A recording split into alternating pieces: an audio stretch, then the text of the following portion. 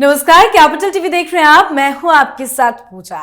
संसद का शीतकालीन सत्र लगातार हंगामे की भेंट चढ़ता जा रहा है। इस सत्र में किसी भी महत्वपूर्ण कामकाज की प्रगति नहीं हो पा रही है और कांग्रेस का इस प्रकरण में अकेले पड़ना स्पष्ट रूप से दिखाई भी दे रहा है।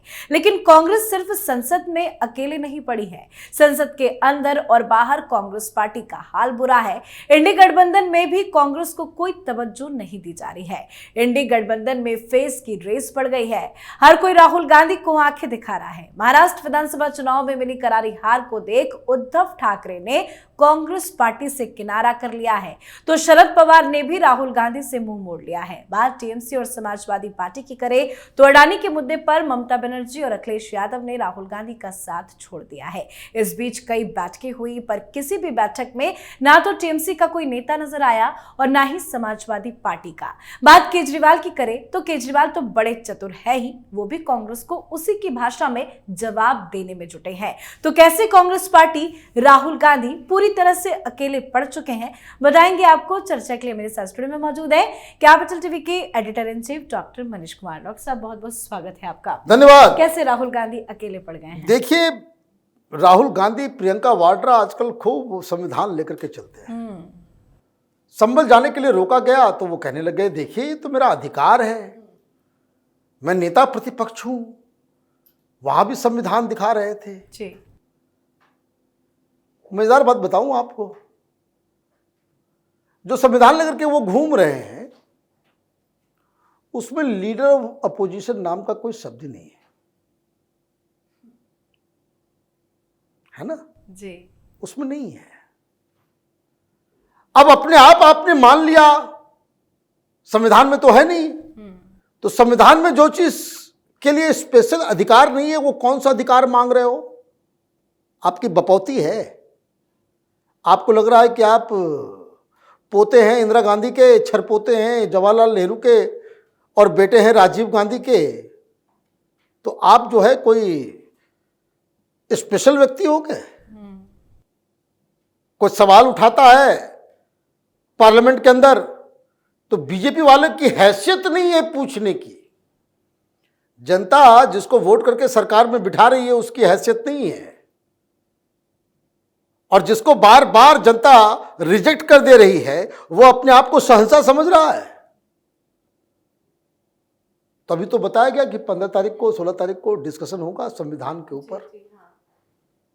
एक बड़ी मजेदार बात बताता हूं जी।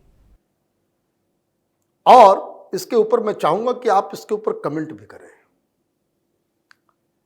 भाई, प्रधानमंत्री कौन होता है? प्रधानमंत्री कैसे चुना जाता है? एक प्रक्रिया है। प्रधानमंत्री वो जो सदन का लीडर होता है, जो पार्टी सपोर्ट कर रही होती है सरकार को, उसका वो लीडर होता है। ठीक, अभी गठबंधन की सरकार है, सारे लोग कह रहे हैं कि भाई हमारे प्रधानमंत्री नेता है, तो उनके पास सबसे ज्यादा संख्या है समर्थन का।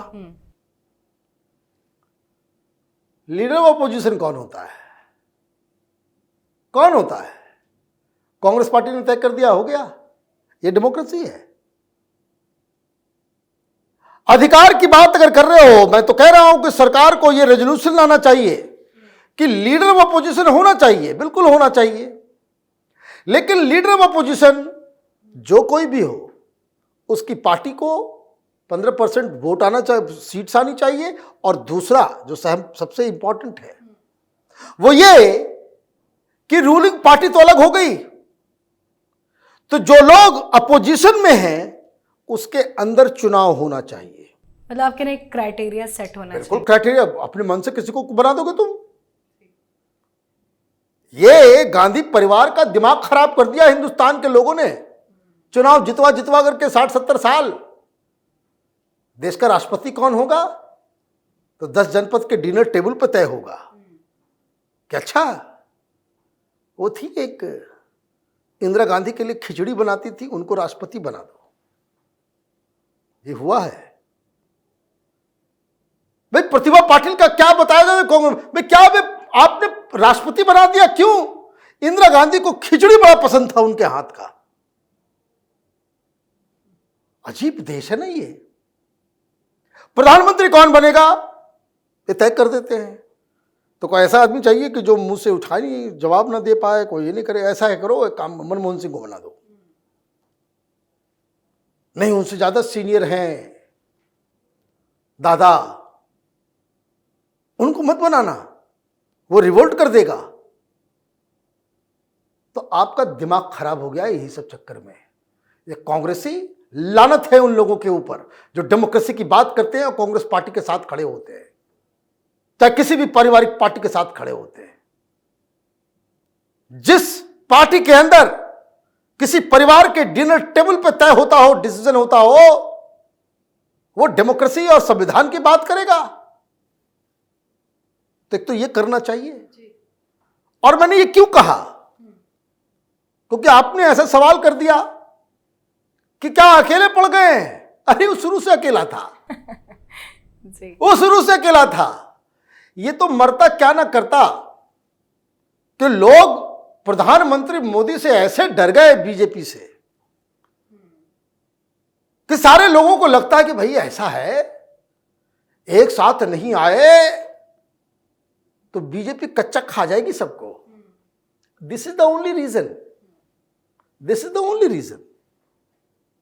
वरना कहां कम्युनिस्ट और कहां ममता बनर्जी। भाई इंडी गठबंधन में है ना, भाई बंगाल में एक दूसरे के खिलाफ लड़ते हो, दिल्ली में हाथ तो खड़ा करते हो, बगल में येचुरी के बगल में तो बैठते हो। ये वो ममता बनर्जी है जो शुरुआत में जब चुनाव जीती थी तो अगर वो कहीं चले जाए और रेड कारपेट, कम्युनिस्टों का कलर होता है रेड, अगर कहीं रेड कारपेट नजर आ जाए तो वहां 2-3 टीएमसी के लीडर को सस्पेंड कर देती थी कि मेरे सामने लाल रंग नहीं होना चाहिए। राइटर्स बिल्डिंग का कलर बदलवा दिया, पहले रेड हुआ करता था, और सब कुछ बदल दो। जिस नेत्री को कम्युनिस्ट पार्टी के लाल रंग से इतना नफरत, वो बेंगलुरु में सीताराम येचुरी वो स्वर्गवासी हो गए, वो उनके बगल में नजर आ रही है। क्यों? ये डर, ये खौफ कि अकेले तो नहीं जीत पाएंगे। लेकिन ये कभी साथ आते हैं, कभी अलग थलग पड़ जाते हैं। 5 बड़े नेताओं की बात करें, ममता बनर्जी, अखिलेश यादव, केजरीवाल, शरद पवार और उद्धव ठाकरे, इनका क्या कुछ रुख है, आपस में क्या चल रहा है और कांग्रेस पार्टी को लेकर? अब बात समझिए कि ये साथ नहीं है, ये साथ में नहीं है। ये जो मोदी नाम की सुनामी आई है ना, वो डर के मारे एक जगह बंद है।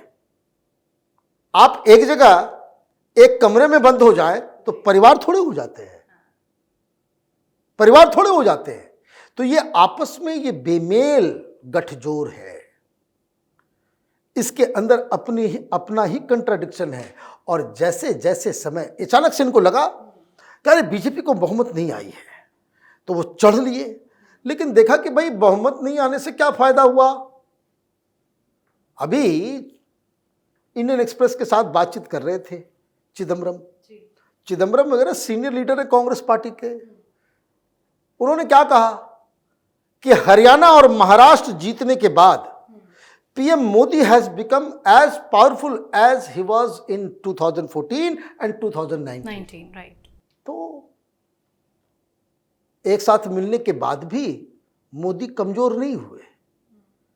तो ये शगुफा फेल हो गया, आपका प्रोजेक्ट फेल हो गया, आपका मिशन फेल हो गया। जिस चीज के लिए आप इकट्ठा हुए उसमें आप अनसक्सेसफुल हो गए। अब उधर अनसक्सेसफुल हो गए, क्यों हो गए? रीजन ढूंढेंगे लोग, बोलेंगे ये तो खामखा अपने मन से 30 मार खां बना हुआ है, अपने आप को पूरा इंडी गठबंधन का नेता समझ रहा है, इसको पहले औकात दिखाओ। इसलिए ममता बनर्जी ने नई बात कही है, सिर्फ विरोध नहीं हो रहा। ममता बनर्जी ने कहा है कि दिल्ली में मीटिंग हो, दिल्ली में मीटिंग हो और इंडी गठबंधन का लीडर कौन होगा ये सारी पार्टियां मिलकर डिसाइड करें। मतलब बेइज्जती होने वाली है राहुल गांधी की। ये सारी हेकड़ी जो है क्यों हो रहा है? अभी मीटिंग हुई, अभी जो पार्लियामेंट सेशन शुरू हुआ उस 2 दिन के बाद जो है, शुरू होने के बाद जो है, लोग खड़गे साहब के घर में बैठे, मीटिंग हुई।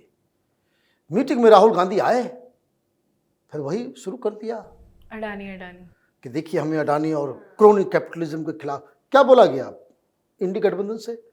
बोला आप आउटडेटेड पॉलिटिक्स कर रहे हो। आप ये समझिए, एनसीपी की तरफ से, ममता की तरफ से, अखिलेश यादव की तरफ से सारे लोगों ने कहा कि ये बकवास, ये जनता का मुद्दा नहीं है। वो कह रहे हैं कि हमें महंगाई बेरोजगारी पे ज्यादा यस, फोकस करना है। उन्होंने कहा कि भाई महंगाई बेरोजगारी पे करो। ये अच्छा, अडानी क्यों कर रहे हैं? अडानी का तो आदेश बाहर से आया है, अमेरिका से आया है, डीप स्टेट से आया है, जॉर्ज सोरोस की तरफ से आया है कि भाई अडानी अडानी करो।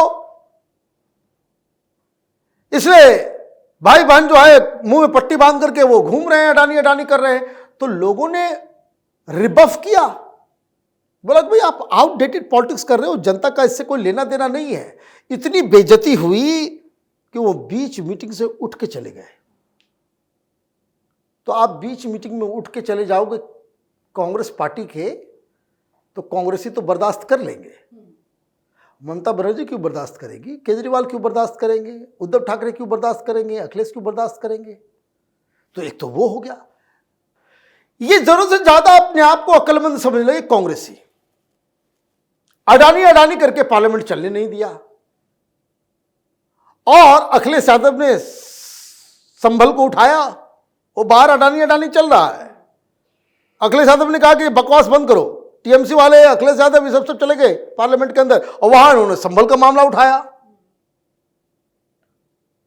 तो संभल का, मुसलमानों का मसला जब उठ रहा था, कांग्रेस वहां पे थी नहीं, वॉकआउट कर गई। उनको अडानी अडानी करना है क्योंकि अमेरिका से आदेश आया है।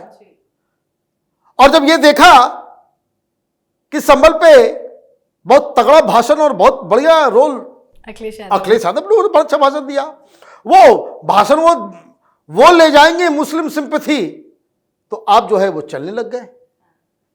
भाई लीडर हो इंडी गठबंधन के, एक इंडी गठबंधन, आपको ये करना था कि इंडी गठबंधन का एक डेलीगेशन जाएगा, आप अकेले सुरमा बनने के लिए चले गए।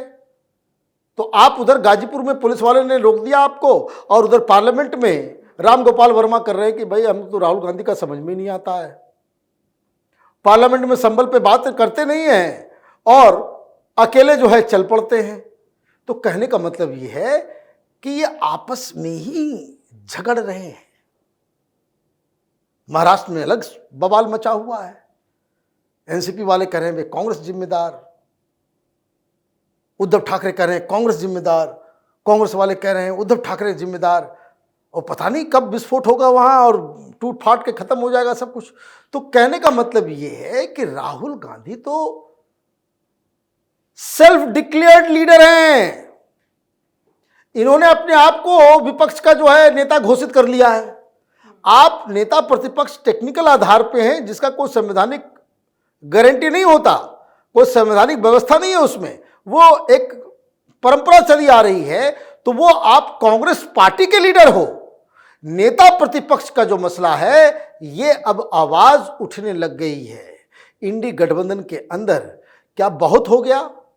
हम लोगों को जितना करना था कर लिए, फिर भी हम लोग हार रहे हैं, जीत पा नहीं रहे हैं। भाई ऐसा इंडी गठबंधन रखने का क्या मतलब कि हरियाणा में अखिलेश यादव टिकट मांगते हैं तो आप मना कर देते हो, महाराष्ट्र में वो टिकट मांगते हैं तो आप मना कर देते हो, कांग्रेस पार्टी सीट मांगती है यूपी में तो अखिलेश यादव मना कर देते हैं।